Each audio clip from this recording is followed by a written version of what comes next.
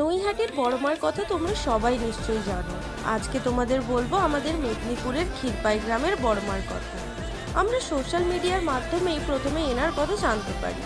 তারপর আমি আর রমেশ যাই মায়ের দর্শনে। এখানে বড় মায়ের সাথে ছোট মাও রয়েছেন। আগে এখানে ছোট মাই ছিলেন, কিন্তু বন্যার কবলে পড়ে উনি ভেসে চলে যান। ওনার শুধু হাতটা রয়ে গিয়েছিল। পরে হাতটাই পুজো করা হতো, কিন্তু ওই গ্রামের এক ব্যক্তি স্বপ্ন পেয়ে বড়মার মন্দিরটি প্রতিষ্ঠা করেন। এইবার গিয়ে জানতে পারলাম যে ছোট মার হাতটাও আগের বন্যাতে ভেসে চলে যায়। তাই ওনারা ছোট মার এই মন্দিরটি নতুন করে প্রতিষ্ঠা করেছেন। এখানে এলে অদ্ভুত একটা শান্তি ফিল হয়, সবটাই মনের বিশ্বাস। রমিত মানসিক করেছিল যে ওর মনের ইচ্ছা পূর্ণ হলে মন্দিরে একটা ঘন্টা দেবে। তাই আজ আমাদের সবার আবারও এখানে আসা।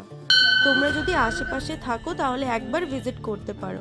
আশা করি তোমাদের ভালো লাগবে। চলো আজকের মতো এই পর্যন্তই, দেখা হবে পরের ভিডিওতে।